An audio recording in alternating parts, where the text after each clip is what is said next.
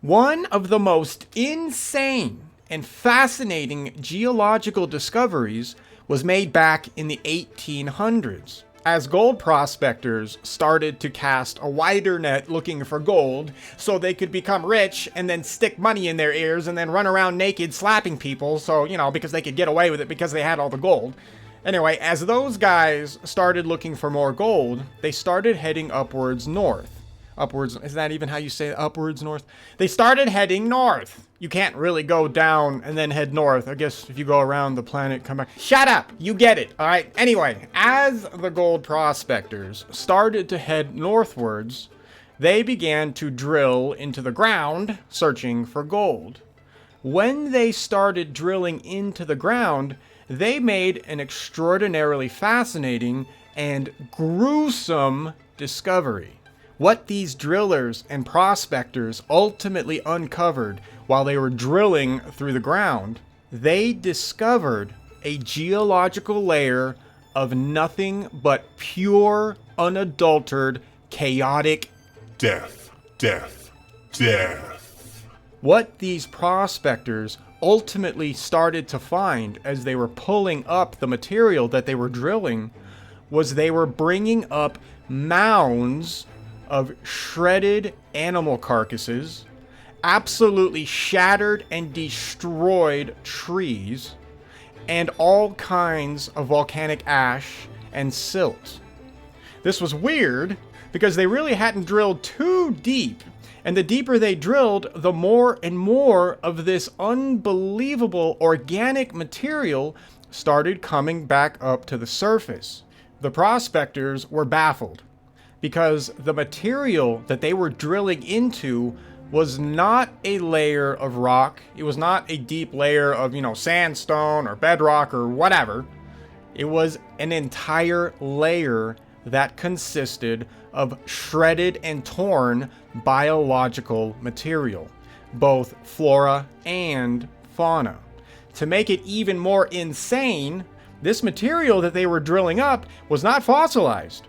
This material was not hard as stone. This material was not even bones. This material literally was shredded meat, fur, leaves, unfalsified wood. Basically, what they found themselves drilling into was an entire layer over 100 feet thick of essentially frozen biological shredded mass. Now, this was hardly an expected outcome. These guys were going up there and they were expecting to drill into rock, soil, basic geological stratigraphy. Instead, it appears that they literally started to tap in to what could be considered a mass graveyard from a period in time that was not well understood, or, really understood at all at that point. Remember, we're in the 1800s. Now, what these miners or drillers, or whatever you want to call them, what these guys had essentially discovered was an entire geological layer of a biomass that represented what the mainstream would call the late Pleistocene period. Now, the late Pleistocene period, really fast, that just encompasses essentially the end of the last ice age. And that's only for mainstream people, all right? The Pleistocene, that terminology, the ice age, those kinds of terms, that is something that mainstream uses to cope with the evidence such as what we are going to discuss in this show. So essentially what all of these miners found is they found what would become to be called the Alaskan muck fields. And the name's pretty dang good because they were essentially just discovering an entire layer and mass of biological muck, because that's what it was. It was just ungodly amounts of shredded tree mass, bushes, animal, plant fiber, you name it. It was all shredded and then layered together and then spread out over huge tracts of land in Alaska. Now, when the miners started to discover this was insane. This would be like if you went into your backyard right now and started to dig a hole for, I don't know, like a fence post or something. Or if you wanted to build, I don't know, like a giant effigy scarecrow of yourself. So you dig a hole, you know, put the giant post in there and then make a beautiful straw-laden statue of yourself that, you know, all the neighbors can see, so that everybody gets mad at the HOA, and then the HOA starts to try to fine you because you built an effigy of yourself, and then you get in arguments with the HOA, and then you have to go to meetings, and then you have to start slapping people, and then you have to start choking. It's like if you were digging a hole for a fence post, and as you're digging, your spade suddenly stabs in to a woolly mammoth carcass in your backyard. Now this would be weird, and by carcass, I literally mean carcass. I am not talking about a fossil, I'm not talking about, you know, a skull or something. I am literally talking about you finding a woolly mammoth carcass in your backyard that still has the flesh and the ligaments and its organs and even its eyeballs fully preserved, just laying in your backyard. Like, that would be crazy, right? I mean, that would definitely cause a problem, because you'd be like, how the hell, you know, what the hell is going on here, right? Woolly mammoths, it's like 10,000 years ago. How the hell is there a woolly mammoth in my backyard that is still has flesh and hair on it, right? It would be insane. Right, so that's what these prospectors found themselves drilling into. Now, these guys were not just drilling into one woolly mammoth under the ground. No, like I said, this was an entire layer of organic matter that was preserved and frozen, and they were drilling straight through it. And as this stuff was coming up, they were basically just finding all kinds of meat, unfossilized wood, unfossilized plant matter. I mean, it was insane. You quite literally go grab, I don't know, a bunch of meat and vegetables from your refrigerator, because that's what you're eating, right? You are eating healthy. You're not just eating Cheetos and garbage, are you? So when you go to your refrigerator, grab a bunch of meat, grab a bunch of vegetables and fruits, run outside, chop your neighbor's tree down because he's a total douchebag, take the tree, cut it up into smaller pieces so you can fit the pieces of the tree into your blender, blend all of that up for a couple of seconds, and then take that new biological blended mass that you have, and remember, it's important to only blend it for like 1 or 2 seconds. Do not puree it, because they did not find a puree. They found a biological mass that was really only shredded at a very lower level. So 1 or 2 seconds in the blender, then pour it out over your kitchen counter, and then look at it. Right, you'll have bones sticking out, you'll have tree leaves sticking out, chunks of shattered wood, you know, all kinds of weird organic garbage kind of blended together. That is essentially what these guys were finding up there in the Alaskan muck fields. They were finding an entire geological layer that comprised of nothing but organic mass, mixed in with a little bit of silt and volcanic ash. So I'm sorry, I guess you should have also ran out and stole some sand from your neighbor's yard and then run over to his volcano, because he probably has a volcano. Go grab some of his volcanic ash, slap him as he tries to stop you, and throw all of that into the blender as well. Then you can spread it all over your countertop, and then you get an idea what this Alaskan muck actually looked like. All right, so that's a visual, but that's what these guys found. That's insane. That is, I don't care who you are. That discovery is probably one of the most important geological and biological discoveries anyone on this planet has ever made or will ever hear. That is absolutely insane. Now, if you have not heard about the Alaskan muck fields, I am not surprised, because this layer really does cause one hell of a problem for mainstream geologists and mainstream biologists. It's a legitimate problem for these guys. I mean, the question basically comes to this. How is it possible that such a concentrated mass of biological material from both flora and fauna became smashed together and then concentrated into an entire geological layer? To make matters even worse for the biologists, and especially the geologists, all of this plant and animal mass was instantaneously frozen. This material had precisely 0 time to decay. this material had zero time to be predated on.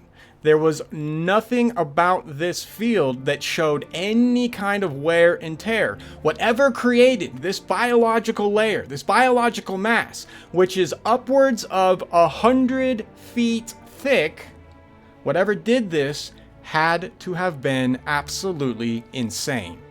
How do you get an entire geological layer such as this? This question is one of the issues that spawned the theory of the Ice Age.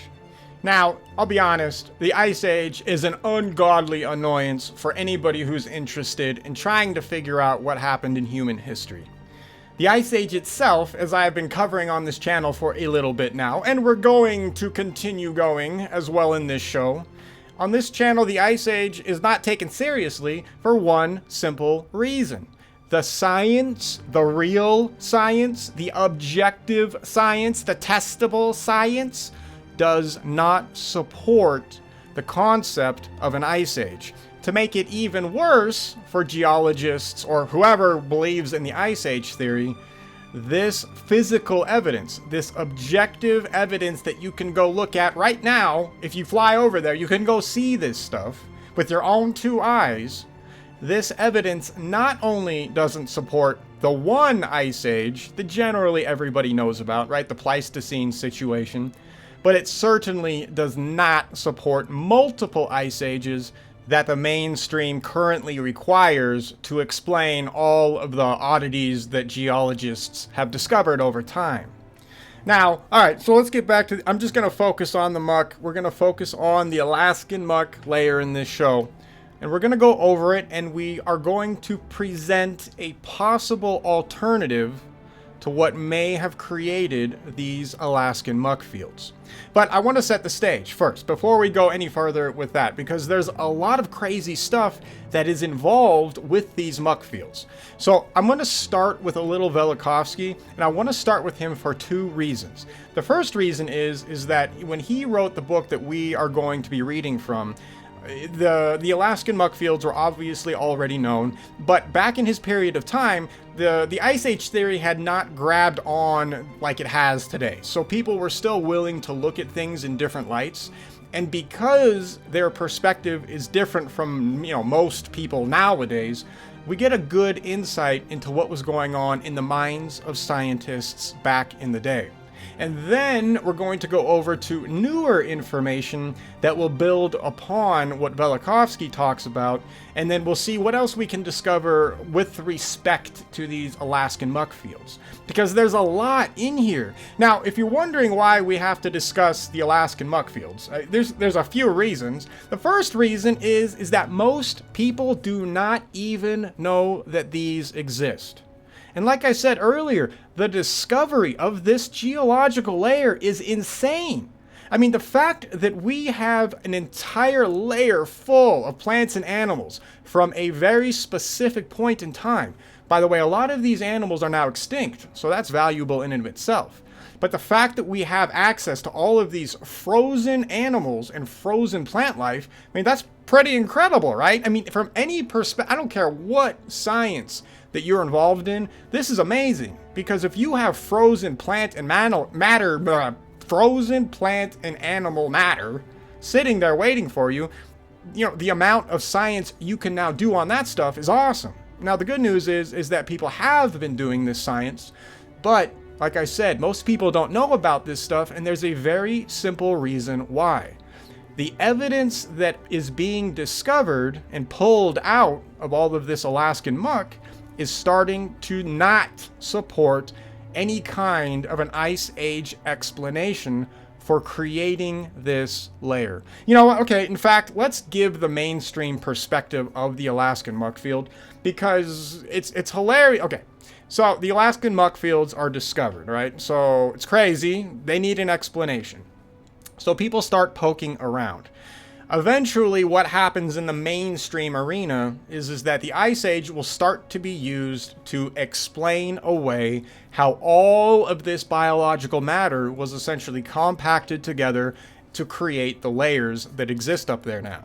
So what their excuse is, very generally, I'm not going to go too much into it because it's a lot of, psychological and mental gymnastics that these mainstream people have to do to make any of this work. And it's quite funny to watch them stumble over themselves when they're trying to say, oh yeah, we know for a fact this is 10,000 years old, and then the ice really creeped really slowly, and then okay, well here, let's get into it. Okay, so the mainstream perspective is essentially as the ice sheets came out of the North Pole, as they started to spread down into the North American continent, all of this ice eventually magically somehow collated all of this biological material in its path and, smashed it up and then sat on top of it, and over thousands and thousands of years, in some cases tens of thousands of years, created this biological layer. Now, for your average person, unfortunately, that's probably going to be a perfectly fine explanation, and they are going to go move on with life because geology is boring anyways, and nobody cares in the real world. And I completely understand that. However, that's not a good explanation because it takes all of about 2 seconds to disprove that theory. For example, and I'll just start off with this and then we'll get into it. One of the amazing discoveries that has been made not only in North America, but also over there in Siberia and stuff, we're just going to focus on the Northern Hemisphere, and we're just going to focus on North America. I will stay focused. I'm doing my best. I will try not to go on a tangent. Okay.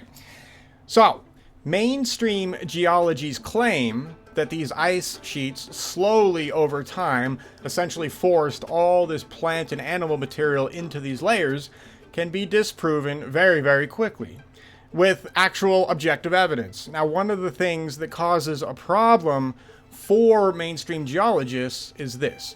The ice sheets were not spreading fast, right? They're supposed to be essentially glaciers, unless, of course, you poke mainstream geologists too much, and then they will eventually say, well, no, bro, they're not glaciers, they're ice sheets, and ice sheets operate differently. That is literally where the mainstream will go, by the way, if you start to destroy their theory in all of 2 seconds. Here, let's destroy it really fast right now. So one of the problems was this. As they started finding all of these different animals, and there's tons of animals, literally millions of animals were discovered, and literally thousands of different species were discovered smashed together, okay? So that's the picture that we're looking at, and we'll go into more detail in a bit. Anyways, while most of the animals that are discovered in the North American area are essentially shredded, they aren't eaten, they are not predated on, it's like literally somebody just grabbed them, and like I said earlier, threw them in a blender for like 1 second just to chop them up pretty good, and then just threw them out. Like that was it. That is literally the condition of the vast majority of these animals. However, every once in a while you will find animals that are fairly complete. As of now, they appear to be more rare in the North American continent, but they exist. And as they were finding these, not perfectly, obviously, but these frozen, preserved mammoths, for example, and it's not just mammoths, by the way, what they started to find was when they would dissect them, these mammoths were literally in the middle of eating when they were overtaken by a glacier. Let me say that one more time. These animals, these woolly mammoths that could, obviously trot probably fairly faster than a glacier could move, right? Remember, a glacier moves maybe 1 or 2 feet a day, depending on the glacier. But you would think that a mammoth might, a mammoth would probably be able to outrun a glacier that's moving at 1 to 2 feet per day. I'm just saying, I'm not saying it's, you would think that is what, a woolly mammoth is not going to sit there staring at a glacier and be like, bro, dude, I'm just going to sit here. I'm going to eat and wait for this glacier to overtake me. And then his friends are like, damn, bro, you crazy. And he's like, no, I got this. You watch this. And then he sat there and got overtaken by a glacier. You know how long that would take? Yeah, it's ridiculous. Stuff that never happened, right? But that is what the mainstream geologists will tell you. They will literally say that a glacier that moves at a glacial pace will overtake an eating woolly mammoth, freeze it and kill it instantly, and preserve it. That's their perspective. That's stupid. That is unbelievably ridiculous.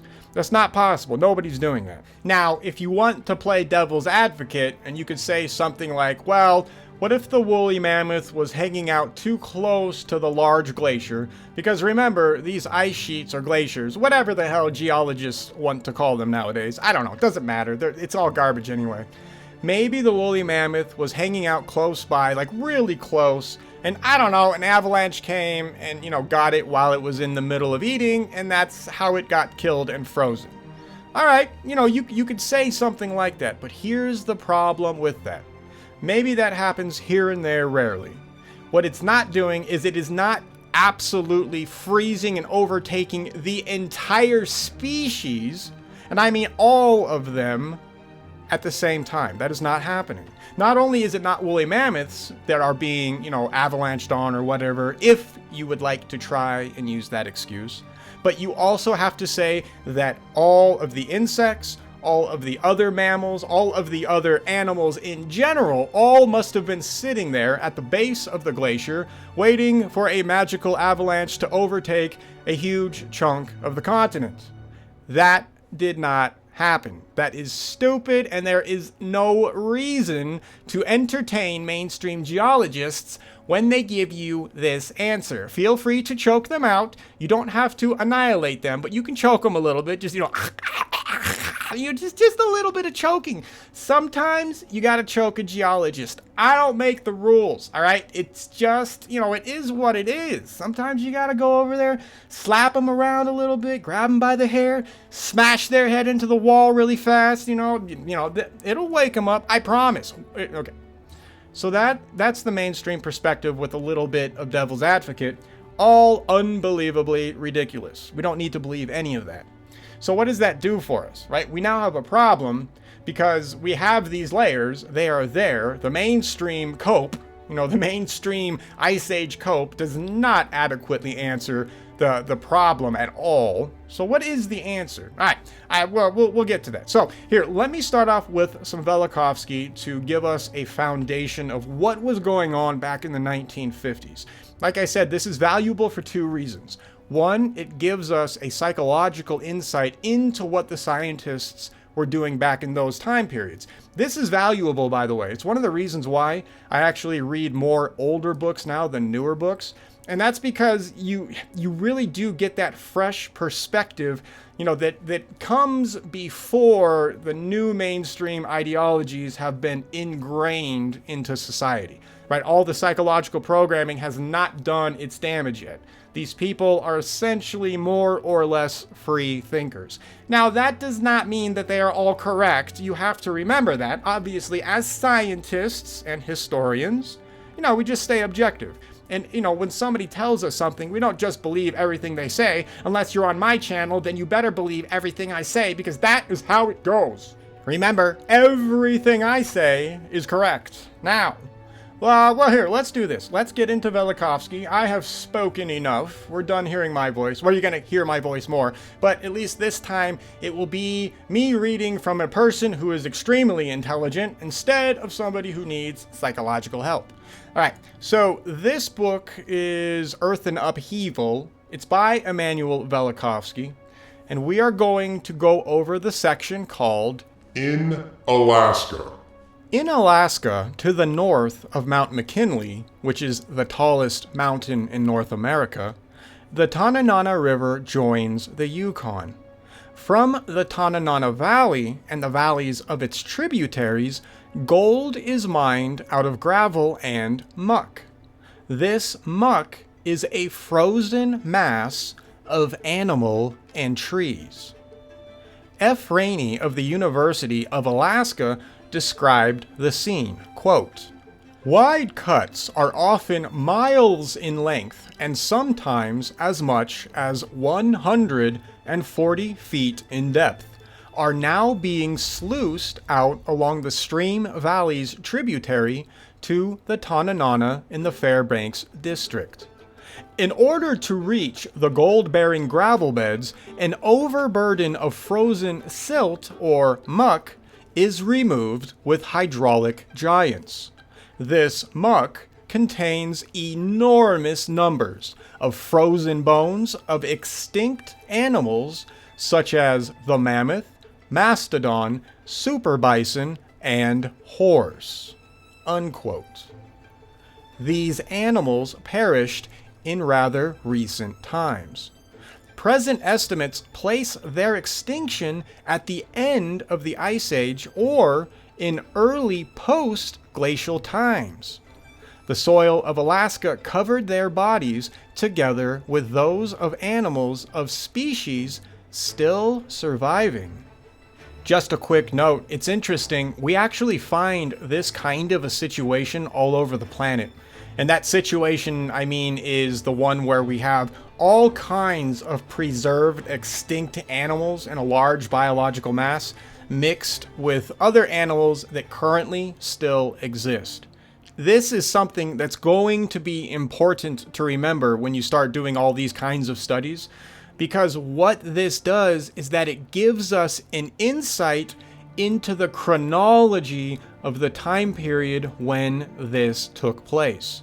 Remember, right now, geologists, evolutionists, scientists in general, they use the theory of uniformity for everything. So everything is supposed to be drawn out for millions and billions of years. These muck deposits actually do end up causing problems for mainstream science in general, because what this kind of discovery shows is that the original evolutionary chain that mainstream science had originally put up could not actually be true. And in fact, it causes all kinds of other problems as well, biologically. Well, anyway, that's a different subject. Just keep this in mind, because it's going to play a larger role as we start to build up a case for what actually happened that would explain the evidence that the Ice Age theory is trying to explain. All right, anyway, let's keep going. Under what conditions did this great slaughter take place, in which millions upon millions of animals were torn limb from limb and mingled with uprooted trees? Remember, the condition that this layer is found in is extremely important. Remember, the layer is found with a biological mass that has essentially been shredded. You have to destroy these animals, and you also have to make sure that they are not predated on. And anyway, okay, let's keep going. Yeah, I know. I keep repeating myself.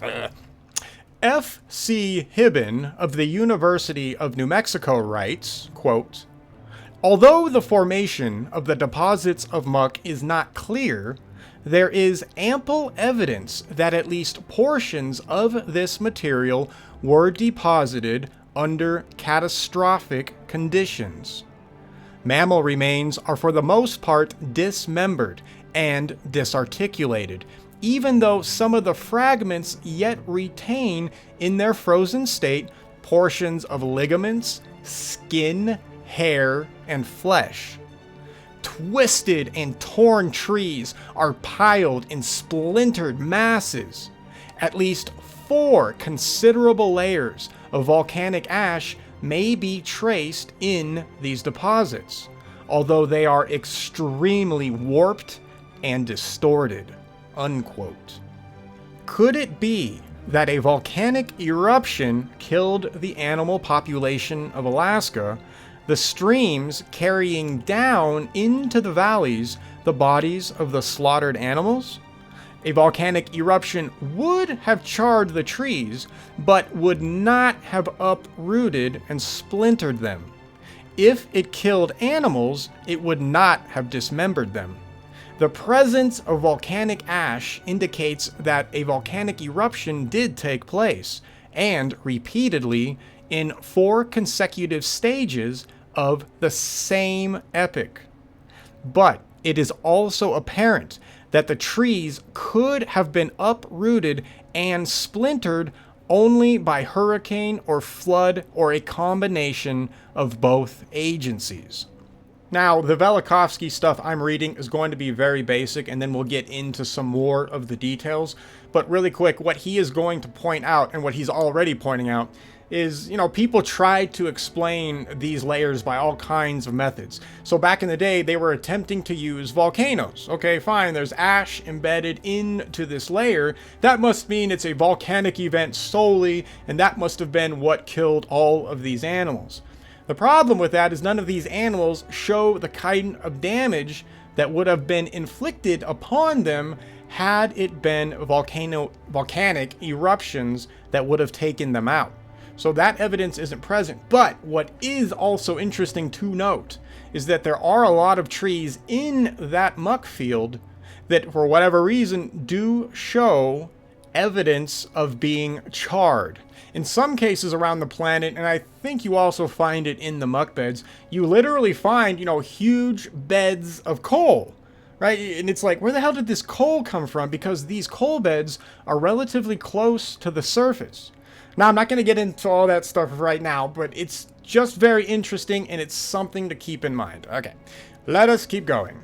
The animals could have been dismembered only by a stupendous wave that had lifted and carried and smashed and tore and buried millions of bodies and millions of trees. Also, the area of the catastrophe was much greater than the action of a few volcanoes could have covered. And that's an important thing to note, not only for what we're talking about right here, but volcanoes, they get blamed for everything nowadays. It's the craziest thing, right?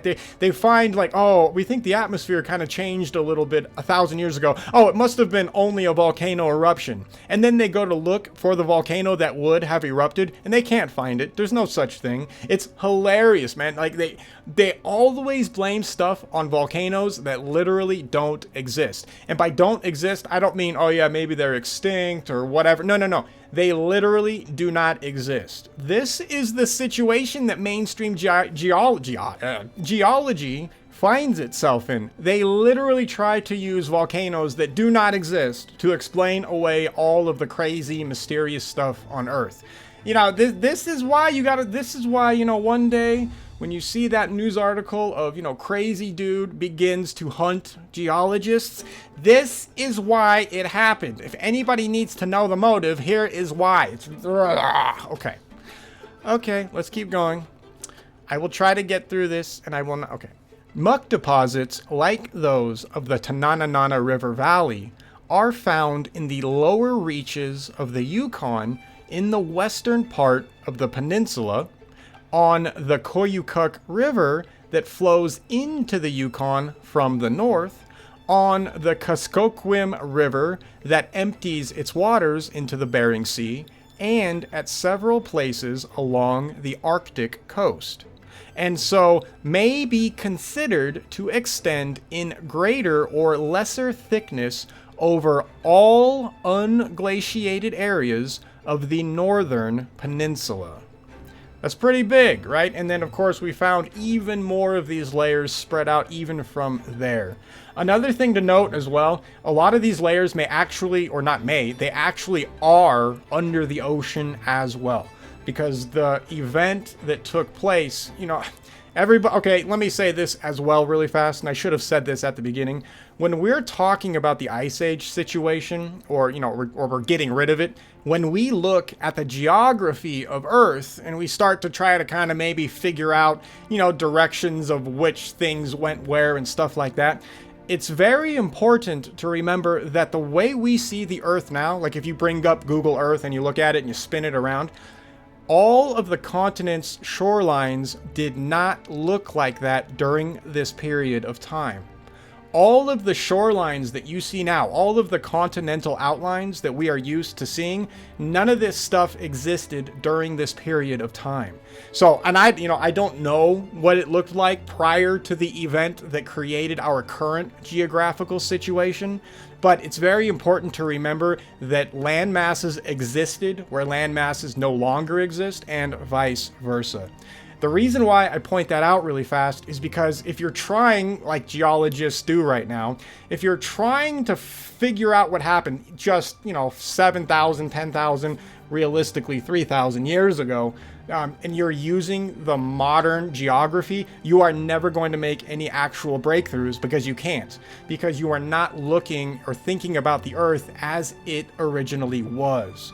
That's important because if the geography of Earth was completely different, just a few thousand years ago, that means the processes that would have taken place would have been affected differently. By that, I mean, if you are trying to explain, say, the Ice Age by using, ocean currents or whatever, you can't do that because the ocean currents are going to flow along the current geographical situation. They are going to utilize the current topography. The current topography did not exist back then. So if you're using currents, you would have a completely different ocean current situation simply because the geography was completely different. So, you see what I'm saying? You get where I'm coming from? Basically, we cannot look at the Earth right now and draw out maps of what stuff looked like, 3 to 4 to 5,000 years ago. It's scientifically impossible. And we know this for a fact, by the way, nowadays, right? Even mainstream geologists acknowledge this to one level or another. I guess it also depends on how high up they are into the institution of academia and how much they truly have to, spread the misinformation.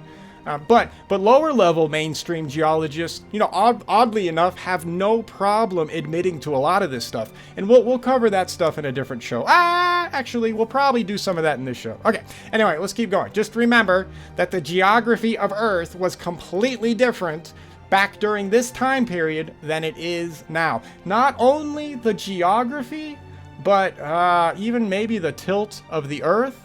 Even the Earth's magnetic field was different. Okay, well, I don't want to spoil anything yet. Let's keep going.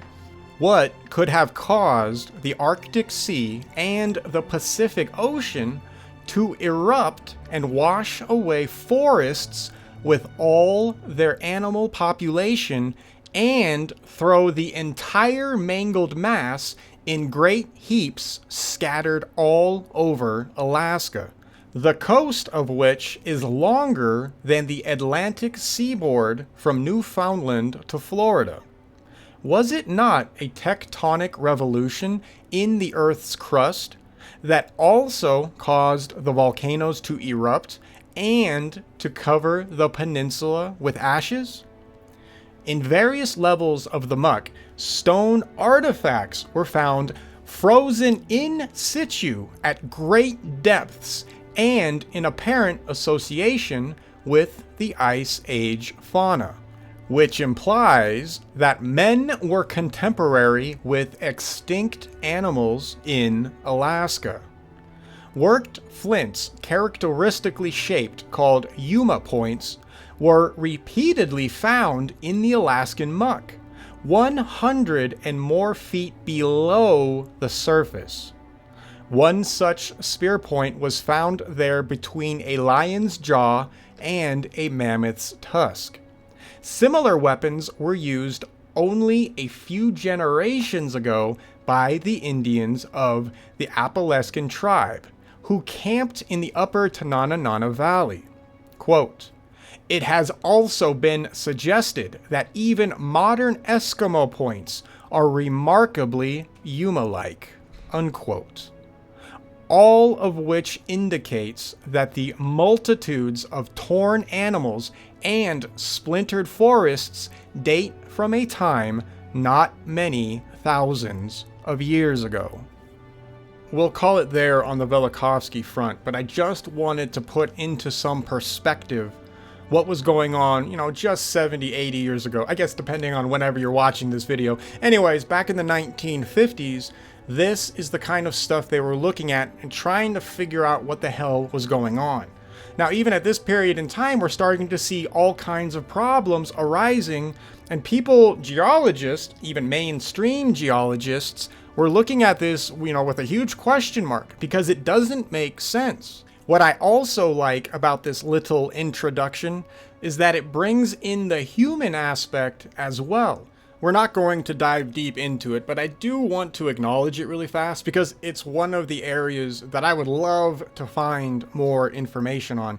Another side note with respect to the human aspect of all of these dead animals, remember right now, mainstream geologists, and I guess also paleontologists or whatever, those guys, they are trying to make a case that the mammoths went extinct because humans overhunted them. Like, they're still trying to push that garbage, which is ridiculous because when we look around within the geological layers, when we look at the stratigraphy and we find something like the Muck layer, we find literally millions of these animals dead, wiped out instantaneously.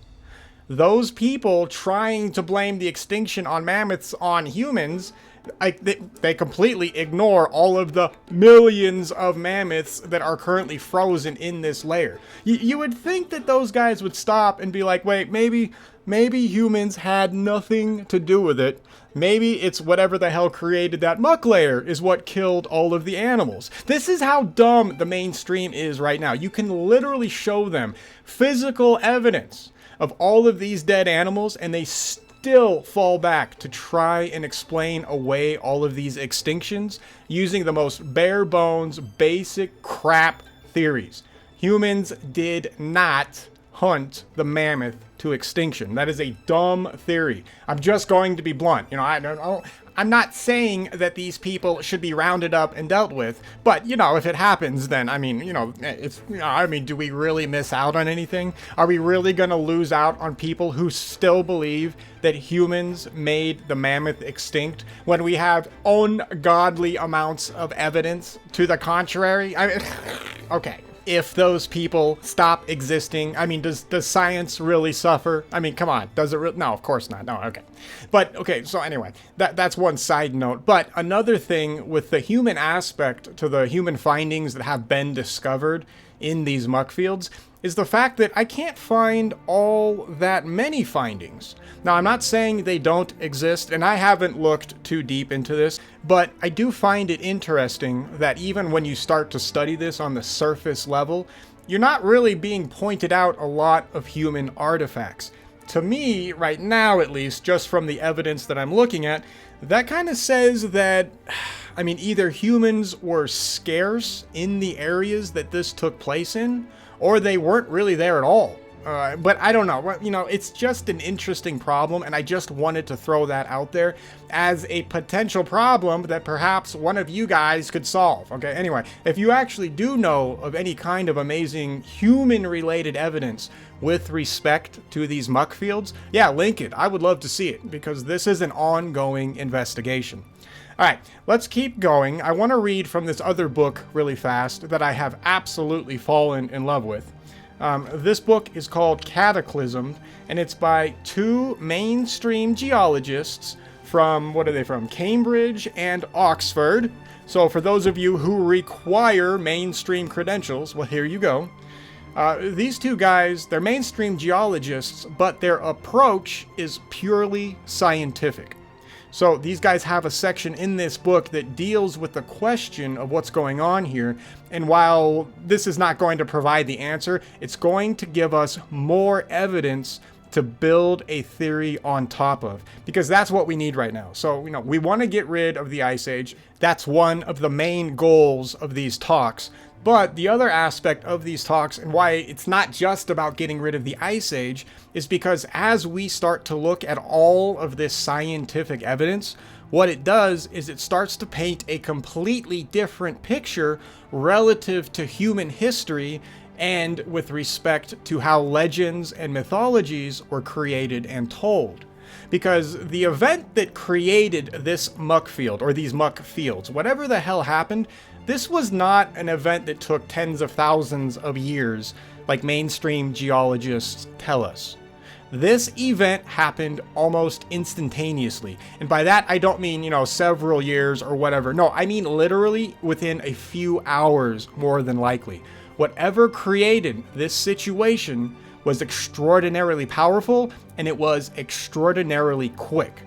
And since it would have affected the globe, as we can see, we're just chilling in the northern hemisphere, really just the Arctic Circle right now, but the evidence for what else happened is all over the globe.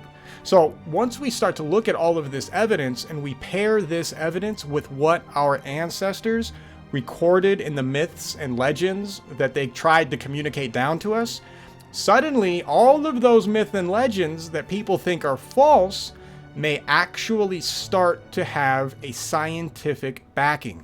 And that is one of the other reasons why it's important to listen to and go over all these little pieces of scientific information. All right, so here, I'm going to read, it's just, I don't know how big it is, but we'll go through it and then I'll let you guys go. This section is called Turmoil Unleashed. In the New World, for example, practically the whole Pleistocene mammalian fauna was wiped out or reduced to a pitiful vestige of its former greatness. Among the mammals so afflicted were all the camels, all the horses, all the ground sloths, 2 genera of musk oxen, pecaries, certain antelopes, a giant bison with a horn spread of 6 feet, a giant beaver-like animal, a stag moose, and several kinds of cats, some of which were of lion size. Additions to this list include several types of elephants, including the mammoth and the mastodon, though a few individuals are known to have survived Pleistocene times in North America, which is very interesting actually. All of the northern rhinoceroses, giant armadillos, several kinds of bear, numerous members of the canine family, tapirs, a variety of rodents, and various large flightless birds. Now, those are all animals that they discovered in North America. When was the last time you saw huge flightless birds running around North America, right? Or when was the last time you saw a rhinoceros running around North America? What this shows is that our planet was a completely different environment only a few thousand years ago. And this is something that we have to take seriously. All right, let's keep going. Coincident with this dreadful slaughter upon the land was the deposition far inland of myriads of contemporary marine shells and the stranding at great elevations of marine mammals such as whales, porpoises, walruses, and seals. So basically what they're saying is that not only do we find these muck fields in those areas, but we find mountains that have whale bones, that have dolphin bones on them. And these mountains are, of course, thousands of feet tall, in some cases tens. How the hell do you get a whale bone or a whale carcass even up thousands of feet on a mountain? Right? This is a problem. I don't care who you are. This is a legitimate issue. Alright, let's keep going. Where the hell was it? I don't know. Elsewhere, vast forests were flattened and buried under equally vast accumulations of sand or mud, or piled up in broken, twisted heaps. At some localities, plant remains were packed so densely and in such abundance as to form lignite. Remember, lignite is soft brown coal, kind of like peat. Anyway, plant remains were packed so densely and in such abundance as to form lignite beds of great extent, while at others, animal and plant remains were mixed together in inexpressible confusion as heterogeneous masses. In Alaska, for example, thick frozen deposits of volcanic ash, silts, sands, boulders, lenticels, and ribbons of unmelted ice, and countless relics of late Pleistocene animals and plants lie jumbled together in no discernible order.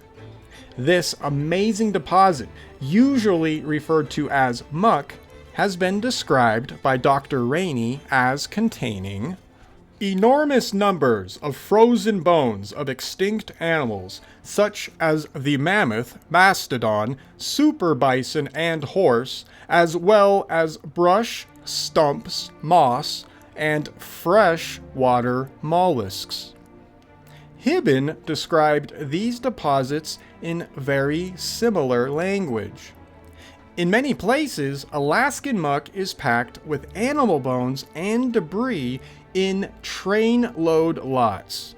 Bones of mammoths, mastodons, several kinds of bison, horses, wolves, bears, and lions tell a story of a faunal population. Within this frozen mass lie the twisted parts of animals and trees intermingled with lenses of ice and layers of peat and mosses. It looks as though in the midst of some cataclysmic catastrophe of 10,000 years ago, the whole Alaskan world of living animals and plants was suddenly frozen in mid-motion in a grim charade.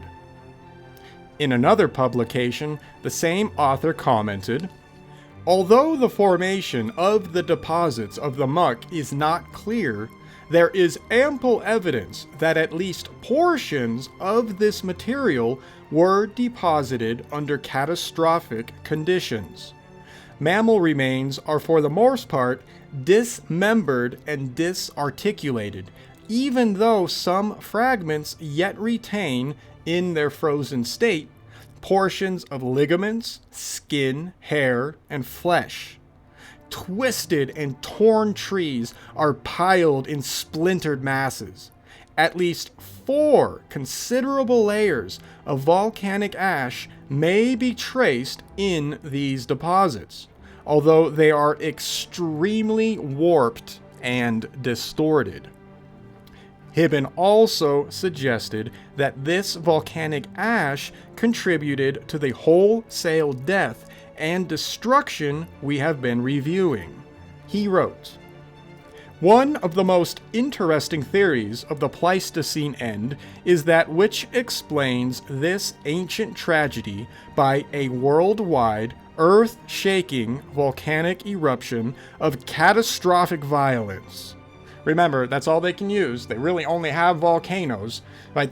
They're not looking elsewhere. So volcanoes always get blamed for all of this crap. Anyway, the bizarre idea, queerly enough, has considerable support, especially in the Alaskan and Siberian regions. Interspersed in the muck depths and sometimes through the very piles of bones and tusks themselves are layers of volcanic ash. There is no doubt that coincidental with the end of the Pleistocene animals, at least in Alaska, there were volcanic eruptions of tremendous proportions. Toxic clouds of gas from volcanic upheavals could well cause the death on a gigantic scale.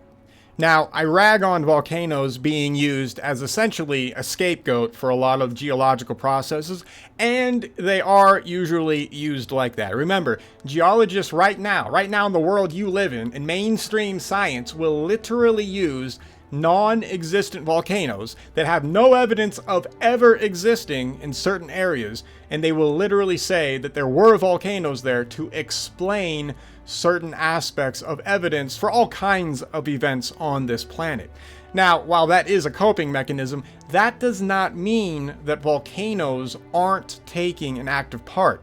Of course they are, because here's what's going on. You know, whatever catastrophe hit Earth during this period of time, it's not just one specific event that took place and nothing else happened. There would have been all kinds of chaos on the planet during this cataclysmic event.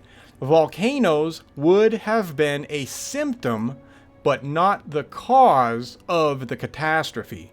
So while yes, volcanoes absolutely play a huge role in the catastrophe, never forget they are not the cause. So just watch out for that, because as you study this stuff, you are going to find mainstream geologists doing everything they can to to use volcanoes to explain things. And then of course, they're going to hope that you do not ask questions, because it is very simple to tear apart a lot of their theories whenever they try to blame a volcano eruption, on some sort of an event. All right, anyway. We merely mention here that at least 76 major volcanoes, both currently active and recently extinct, exist today in the Aleutian Islands immediately southwest of Alaska alone. Many of these appear to have been active around later Pleistocene times. All right, we're coming up on an hour, and it's time to move on with life. So everything said in this show was just to give a basic foundation of a concept, a geological and biological concept that a lot of people probably don't know exists. We have a literal layer, upwards of 100+ feet thick, of Pleistocene life forms blended together and spread all over hell and back in the northern hemisphere. And right now we're just talking about North America, but up there in the Alaskan muck fields, all right? So we have this crazy amount of biological mass. What is this? This has to speak to something that happened in our past. Now, when we go and we start to look at human history and we start to read, the mythologies and the legends, and we start to see the catastrophic aspects of those legends, right? A lot of those stuff sounds crazy, but if any of that stuff is real, we really should expect to find all kinds of crazy evidence on this planet that would have been the after effects of those events. The Alaskan muck fields are direct evidence that supports the claims of our ancestors that something horrific and catastrophic happened to Earth only a few thousand years ago. Now, I know the question is, all right, what really happened? What the hell created all of this stuff? I mean, if it was not the Ice Age, then what was it? So here's a spoiler if you want to know. And Velikovsky kind of mentioned it already. The reality is, as we look at this geological evidence, we find a situation to where the only real actor, or at least one of the main actors, it's not the only actor, but the main actor that could have created this kind of a historical geological landscape would be the action of water. If you had a huge tsunami style of a situation rushing across the North American continent, you could build up deposits full of silt, tree matter, biological animal matter, etc., etc. You would have all of this stuff amassed in the rushing water as it surges across North America. And as it does that, it just collects it as it goes. And then once the waters either slow down or, once the matter gets stuck into crevices, you get these deposits. Now, we're not at the crevices yet. We're going to get into that evidence later. It exists, just so you guys know. But with respect to the Alaskan muck fields, all of those muck fields could be the deposits of a gigantic tsunami. And I mean gigantic. I'm not talking about anything we have experienced here in humanity in the past several hundred years. I'm talking about a mountain of water literally miles high, rushing across the continent, collecting all of this debris. And then once the waters start to subside, it would amass all of that debris into these huge fields. So suddenly, we don't need the Ice Age to explain any of this, right? Not only is the Ice Age a ridiculous theory anyway, scientifically, but we have precisely 0 stories from our ancestors that make any kind of a claim about huge ice walls being in the way of civilization. Nobody is complaining about giant walls of ice. It just doesn't exist. Nobody talks about them, and nobody talks about them for a very simple reason. They weren't there. Guess what our ancestors do talk about? Our ancestors do have mythologies and legends, and let's be honest, histories of a huge mountain of water rolling across the North American continent. This is what the North American Indians claim. If they make that claim, there must be evidence for it. And sure enough, we find that evidence in the Alaskan muck fields.